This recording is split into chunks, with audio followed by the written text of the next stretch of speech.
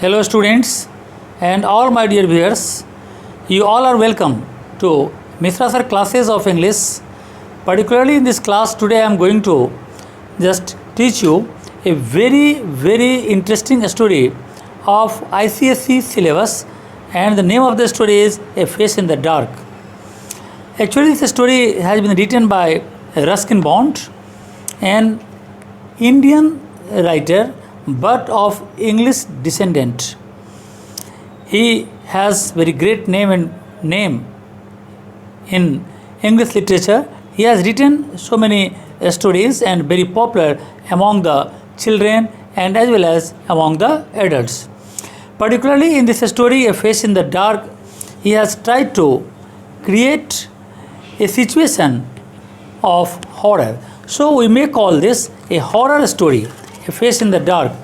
और ये horror story जो हम लोग यहाँ पर देख रहे हैं, इसमें रस्किन बॉन्ड ने पूरी तरह से कोशिश की है जो हॉरर का जो मेन एलिमेंट्स होता है, जैसे फियर, सस्पेंस, इसके अलावा सरप्राइज, मिस्ट्री, ये सारा का सारा एलिमेंट्स यहाँ पर रस्किन बॉन्ड ने इस स्टोरी में बताया है और इस स्टोरी में भरा हुआ है. तो हम लोग देखेंगे यहाँ पर जैसे जैसे स्टोरी को हम आगे बढ़ाएंगे तो मैं इसके एक एक लाइन को यहाँ पर डिस्क्राइब करता हूँ और मैं टेक्स्ट को पढ़कर इसके एक एक लाइन को इजीली समझाऊंगा. So just I am going to start the lines of the story. And the very first opening is Mr. Oliver, an Anglo-Indian teacher, was returning to his school late one night. पहले ये बता दें कि ये जो story है वो शिमला के कॉन्टेक्स्ट में है और शिमला जो हिमाचल प्रदेश का एक बहुत ही इम्पोर्टेंट टूरिस्ट प्लेस है, तो वहीं का ये स्टोरी है और उसी जगह पर एक स्कूल है जिसके टीचर हैं मिस्टर ओलिवर.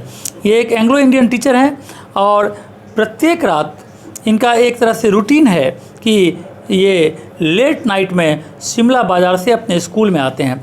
एक्चुअली एक बैचलर हैं, अपने स्कूल के हॉस्टल में रहते हैं, लेकिन स्कूल आवर ख़त्म होने के बाद प्रत्येक दिन ये शाम में जाते हैं शिमला बाज़ार और फिर लेट नाइट तक बाज़ार में रहते हैं और फिर वहाँ पर रात में अकेले वहाँ से वापस आते हैं. इनका डेली का रूटीन है. तो वही चीज़ कर रहा है कि मिस्टर ओलिवर जो एक एंग्लो इंडियन टीचर हैं, वो लेट नाइट में एक रात अपने यानी शिमला स्कूल में आ रहे थे. इनका जो स्कूल है वो कहाँ पर है, ये है जो शिमला का हिल स्टेशन है उसके आउट स्कर्ट में, वहाँ से बाहर, वहाँ से दूर, शहर से भी दूर. From before Kipling's time the school had been run on English public school lines. Kipling के ज़माने से ही, रुडयार्ड किपलिंग के ज़माने से ही ये स्कूल एक इंग्लिश पब्लिक स्कूल है और यहाँ पर लड़के, ख़ास तौर पर अमीर परिवार के लड़के यहाँ पर ज़्यादा पढ़ते हैं. और अमीर परिवार के लड़के हम इसलिए कह सकते हैं क्योंकि इनके बॉडी पर, इनके ऊपर ब्लेजर्स होता है, कैप्स होता है, टाइज होता है.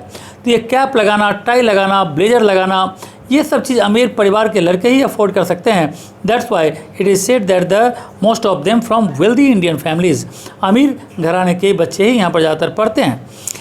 यहाँ पर कहते हैं कि Life magazine in a feature on India had once called in the Eton of the East. Life नाम की एक मैगजीन है जो इंडिया के फीचर्स को डिस्क्राइब करते हुए एक बार इस स्कूल के बारे में लिखा था. ये स्कूल में जिसे मिस्टर ओलिवर पढ़ाते हैं उसके बारे में लिखा था कि ये स्कूल क्या है, Eton of the East. Eton of the East का मतलब है कि वेस्टर्न कंट्री में ईटन एक बहुत ही फेमस पब्लिक स्कूल है. तो वेस्टर्न कंट्री में जो जगह ईटन पब्लिक स्कूल को मिला हुआ है, ईटन इंग्लिश स्कूल को मिला हुआ है, वही जगह ईस्ट में यानी इंडिया में इस स्कूल को भी मिला हुआ है. That's Y this particular school in which Mr. Oliver used to teach has been compared to the Eton of the West and has been called here Eton of the East. So Mr. Oliver had been teaching in the school for several years. Mr. Oliver कई बरसों से school में पढ़ाते हैं. शिमला बाज़ार जहाँ पर cinema घर भी है, रेस्टोरेंट भी है, यहाँ पर इस स्कूल से लगभग 3 मील दूर है. और मिस्टर ओलिवर जो एक बैचलर हैं, यूजुअली उनका ये डेली रूटीन है, जैसे मैंने पहले कहा कि शाम के वक्त ये स्कूल से जब छुट्टी होती है तो ये शिमला बाज़ार में जाते हैं और फिर वहाँ से अंधेरा होने के बाद ही वहाँ से वापस आते हैं. और वापस आते वक्त ये मेन रोड से नहीं आकर शॉर्टकट का रास्ता लेते हैं. और शॉर्टकट कहाँ से है, पाइन फॉरेस्ट के बीच से, यानी पाइन जो ट्री है उससे घना एक जंगल है, तो उन जंगल के बीचों बीच जो रास्ता बना हुआ है उसी रास्ते से ये हर रोज़ शाम में वापस आते हैं। When there was a strong wind, the pine trees made sad, eerie sounds and kept most people in the main road. यहाँ पर पोएट रस्किन बॉन्ड कहना चाहता है कि जब बहुत तेज़ हवा चलती है तो जो पाइन ट्रीज होता है आपस में टकराने से या हवा जब वहाँ से गुजरती है पेड़ों के बीच से तो बहुत ही सैड और बहुत ही डरावना साउंड वहाँ से निकलता है। उस सैड और डरावने साउंड से डरकर कई लोग रात में इस जंगल से नहीं आकर मेन रास्ते से आते हैं।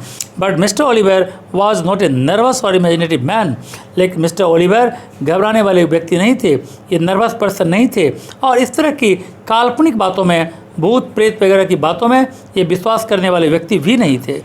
इसलिए जब ये वापस आते थे इनके पास होता था एक torch and it's gleam the batteries way running down, और इसकी चमक आस्ते आस्ते कमज़ोर हो जाती थी, खासतौर पर जब इनकी बैटरी कमज़ोर हो जाती थी। So moved fitfully down the narrow forest path, और ये आस्ते आस्ते अपनी टॉर्च का सहारा लेकर ये जंगल के रास्ते से गुजरते हुए अपने स्कूल वापस आते थे। When its flickering light fell in the figure of a boy, अचानक आज के दिन जब ये वापस आ रहे थे तो टॉर्च की रोशनी एक रास्ते के बगल में एक पत्थर पर बैठा हुआ एक लड़का था रात के अंधेरे में उस जंगल में, और इनके टॉर्च का लाइट उस लड़के पर पड़ा जो वहाँ पर रॉक पर बैठा हुआ था। उस लड़के को उस जंगल में उस रात के वक्त अकेला देखकर मिस्टर ओलिवर रुक गया। Boys were not suppose to be out after dark, क्योंकि लड़कों को आमतौर पर स्कूल से निकलने की आदत अंधेरा होने के बाद यानी शाम के बाद नहीं होती, यानी शाम तक सारे बच्चे अपने हॉस्टल में लौट आते हैं, किसी बच्चे को स्कूल से निकलने की आदत बिल्कुल नहीं होती। तो फिर ये लड़का स्कूल से निकलकर या ये यहाँ पर अंधेरे में अकेले बैठकर क्या कर रहा है। मिस्टर ओलिवर उससे पूछते हैं, what are you doing out here boy, तुम यहाँ पर क्या कर रहे हो। तो ये ओलिवर पूछता है, moving closer to the that he could recognise the miscreant, इसके बिल्कुल नज़दीक जाते हैं, उससे पूछते हैं कि तुम यहाँ पर क्या कर रहे हो। बट जैसे वो वहाँ पर पहुँचते हैं मिस्टर ओलिवर को ऐसा लगता है कि कुछ न कुछ तो गलती है, क्योंकि the boy appear to be crying, क्योंकि ये लड़का आमतौर पर रोता हुआ दिखाई दे रहा था। ये लड़का ऐसा लगता था जैसे रो रहा है, इसका माथा नीचे की तरफ झुका हुआ है, he held his face in his hands, और अपने हाथों के अंदर ये अपने फेस को दबाया हुआ है, एंड इज बॉडी सो कन्वल्सिवली, और इसका जो बॉडी है वो आस्ते आस्ते काँप रहा है। It was a strange soundless weeping, बिल्कुल ही ये अजीब किस्म की आवाज़ है, ये साउंडलेस वीपिंग, आवाज़ तो रोने की नहीं आ रही है लेकिन सिसकने की आवाज़। एंड मिस्टर ओलिवर को ऐसा लगा कि कुछ न कुछ प्रॉब्लम है, that's why he began to feel uneasy. Well what's the matter, mister Oliver फिर उससे पूछता है, बोलो क्या बात है। एंड जैसे जैसे उसको पूछता है उसका गुस्सा जो है बढ़ता जा रहा है। What are you crying for, अब जोर से पूछता है, यहाँ पर क्यों रो रहे हो तुम।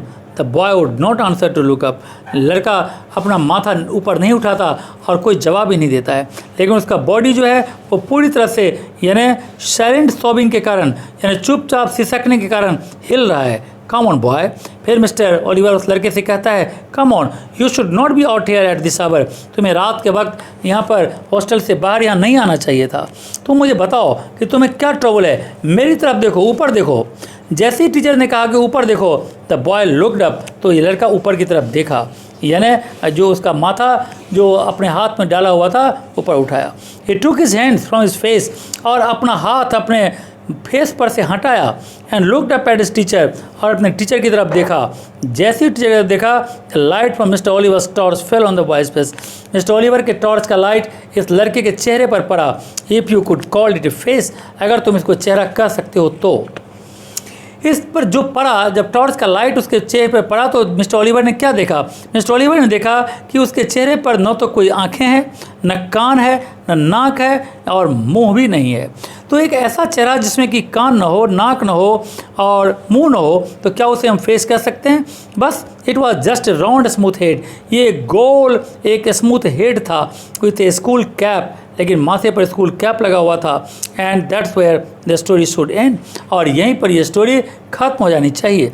लेकिन for the Oliver it did not end here, लेकिन ओलिवर के लिए कहानी यहीं पर खत्म नहीं हुई थी।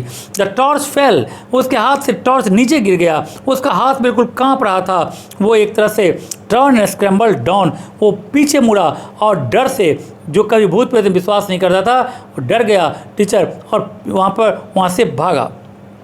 लड़खड़ाते हुए जब वो भाग रहा था, एकदम आंख बंद करके पैरों के बीच से भागता हुआ बचाओ बचाओ की आवाज़ लगा रहा था। He was still running towards the school building, और स्कूल बिल्डिंग की तरफ भाग रहा था।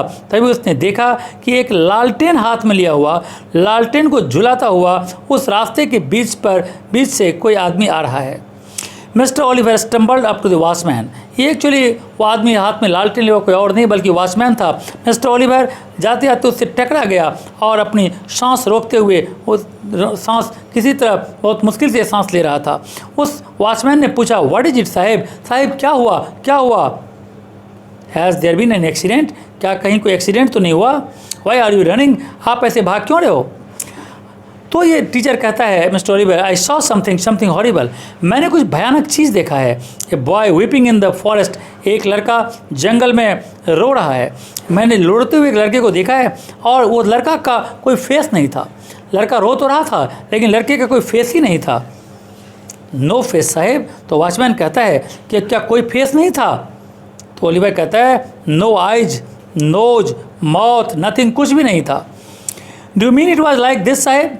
तो ये जो वॉचमैन था वो अपना लालटेन क्या करता है, तो वो ऊपर की तरफ उठाता है, अपने फेस की तरफ ले जाता है और कहता है उसको कि मिस्टर ओलिवर से कि देखिए क्या ऐसा था क्या, अपना फेस जो है वो लालटेन में लेकर उसको दिखाता है।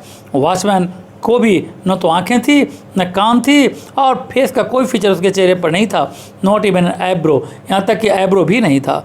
And that's when the wind blue the lamp, और तभी यहाँ पर हवा तेज़ चली, और हवा तेज़ चलने से लैम्प भी बुझ गई।